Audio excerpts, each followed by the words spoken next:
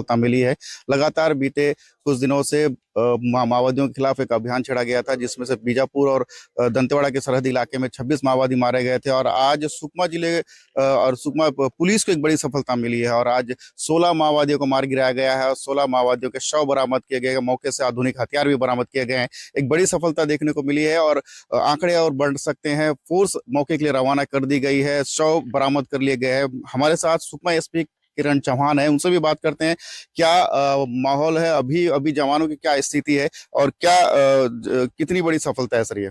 नहीं, काफी बड़ी सफलता है। और डीआरजी सुकमा और सीआरपीएफ जो संयुक्त पार्टी अभियान पे गई थी, उनके साथ नक्सलियों की मुठभेड़ हुई है। अभी तक 16 नक्सलियों के शव बरामद हुए हैं और जवान को हौसला काफी बुलंद है और उनकी मेहनत की वजह से ये सफलता मिली है। तो किस टाइप की सूचना मिली थी? कितने बड़े कैडर के नक्सली वहां मौके पे थे? दरबा डिवीजन के जो सीनियर कैडर्स है उनकी मौजूदगी की सूचना मिली थी। लगभग 25 की 30 नक्सलियों की सूचना वहां मिली थी और सुबह आज वो मुठभेड़ हुई है। और अभी नक्सलियों की शिनाख्ती की जा रही है, जो मारे गए नक्सली है उसके बाद ही कुछ उसमें बता पाएंगे। बड़ा कैडर का नक्सली जो मौके पे मौजूद था? जो हथियार बरामद हुए उसमें AK-47 SLR इंसास जैसे ऑटोमेटिक हथियार है।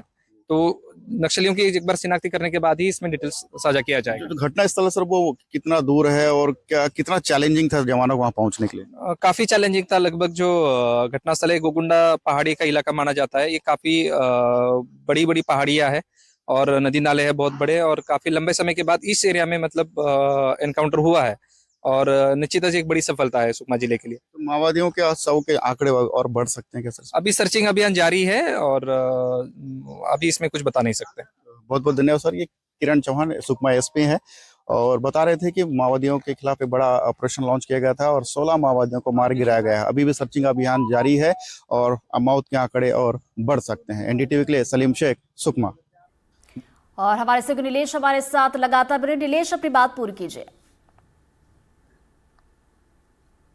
बिल्कुल, जिसका जिक्र आप कर रही थी ऋतु की, महिला कैडर्स का वहां नक्सल संगठन में शोषण की जो बात कही जा रही है, ये आज का मामला ऐसा नहीं है। इससे पहले भी लगातार ये कई सारी चीजें सामने आती रही हैं, कई सारी ऐसी घटनाएं सामने आती रही हैं। और कई बार जब कैडर सरेंडर करते हैं, महिला कैडर, तो भी हमको ये देखने को मिलता है कि एक तो नसबंदी करा दिया जाना, जबरदस्ती महिलाओं का उनको शादी का अधिकार तो दिया जाता है कैडर के अंदर, लेकिन उनको बच्चा पैदा करने का अधिकार नहीं दिया जाता। मातृत्व सुख जो है उनको उससे वंचित रखा जाता है। ये एक बड़ा मामला है। इसके अलावा शारीरिक शोषण के कई आरोप लगते रहे हैं नक्सल संगठन के अंदर की जब जो पुरुष कैडर हैं या जो बड़े लीडर हैं वो अपने निचले कैडर की महिलाओं के साथ शारीरिक शोषण करते हैं। ये भी आरोप लगते रहे हैं और कई बार सरेंडर होने के बाद नक्सली जब सरेंडर करती है महिला नक्सली, तो ये कई सारी घटनाएं भी इसमें सामने आती हैं जो वो उनका जिक्र करती है किस तरह की घटनाएं होती हैं। इसके अलावा जो एक अन्य सुविधाएं जो महिलाओं को होनी चाहिए, वो भी जो उनके लिए बेसिक जरूरत है, मूलभूत सुविधाएं, वो भी चूंकि जंगल और ऐसे इलाकों में रहने की वजह से, लगातार मूवमेंट करने की वजह से उनको वो सुविधाएं भी नहीं मिल पाती। कई बार जब मासिक धर्म का मामला होता है उस दरमियान भी उन्हें कई बार ऐसा होता है कि लंबी लंबी यात्राएं करनी पड़ती है, पहाड़ियां चढ़नी पड़ती है। इस तरह की समस्याएं महिलाओं के साथ नक्सल संगठन में लगातार इस वैसी बातें सामने आती रही हैं और ये शुरू से आती हैं। मतलब ऐसा नहीं है कि ये कुछ दिन की बात हो, जबकि 10 साल पहले भी अगर कुछ हम आंकड़े निकालें तो उसमें भी कई ऐसी घटनाएं मिल जाएंगी जब महिला कैडर सरेंडर की हो या गिरफ्तार की गई हो, तो उन्होंने बड़ा खुलासा इस तरह का किया हो कि उनके साथ किस तरह से शोषण किया गया। कई बार तो एक घटना मुझे याद आती है कि कुछ साल पहले की है कि एक महिला कैडर जो कि प्रेग्नेंट हो गई थी, उन्हें प्रेगनेंसी की अवस्था में ही बीच जंगल में, जबकि 5वां 6वां महीना उनके प्रेगनेंसी का चल रहा था, उस दरमियान ही उन्हें और छोड़ दिया गया था जंगल में अकेले। और फिर वो बड़ी दुविधा से, बड़ी चुनौतियों का सामना करते हुए किसी तरह गांव में पहुंची और बाद में उन्होंने सरेंडर जब किया तो अपनी आप बीती बताई। बड़ी दर्दनाक घटना थी वो जिसका जिक्र मैं कर रहा हूँ। तो वैसे कई सारे मामले नक्सल संगठन में महिला कैडर्स को लेकर लगातार कई बार सामने आते रहते हैं और बड़ी दुखद बातें भी कई बार पता चलती है कि किस तरह से महिला कैडर को वहां पर चुनौतियों का सामना करना पड़ता है, किस तरह से महिला कैडर को वहां पर कई सारी परेशानियों का सामना करना पड़ता है। ये अपने आप में बड़ा दुखद भी रहता है और कई बार ये जो है इस बात के संकेत भी जाते हैं कि आखिर किस हाल में वहां पर महिलाएं काम कर रही होंगी। जी।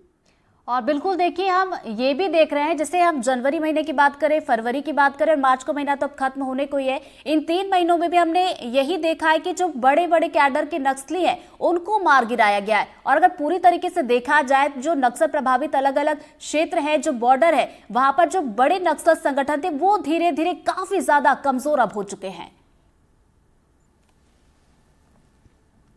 देखिए रितु, ये जो कि आधिकारिक तौर पर कोई ऐसा बयान नहीं है और आधिकारिक तौर पर ऐसे कोई आंकड़े नहीं है कि कितनी संख्या में नक्सल कैडर हैं। हालांकि जब भी इंटेलिजेंस की बात होती है या सरकार के एंड पे बात होती है तो वो कहते हैं कि उनके पास एक सूचना है कि कुल कितने कैडर होंगे नक्सल संगठन के अंदर, जिसमें लीडर लेवल के कितने हैं, बड़े कैडर कितने हैं और निचले लेवल के कितने हैं। लेकिन ये सिर्फ अनुमान है। और हम जब नक्सल संगठन या नक्सल लड़ाई की बात करते हैं, उनके मूवमेंट की बात करते हैं, तो वो एक गुरिल्ला रणनीति के तहत लड़ाई कर रहे हैं, जिसमें ये माना जाता है कि जब आपके ऊपर ज्यादा दबाव हो तो आप शांत बैठ नीलेश, जाओ। आपको यहाँ पर रोकना चाहूंगी। ये देखिए तस्वीरें अब जो आ रही है, पहली तस्वीर आपको जरा दिखाते हैं। सबसे पहली तस्वीर एनडीटीवी आप तक पहुंचा रहा है।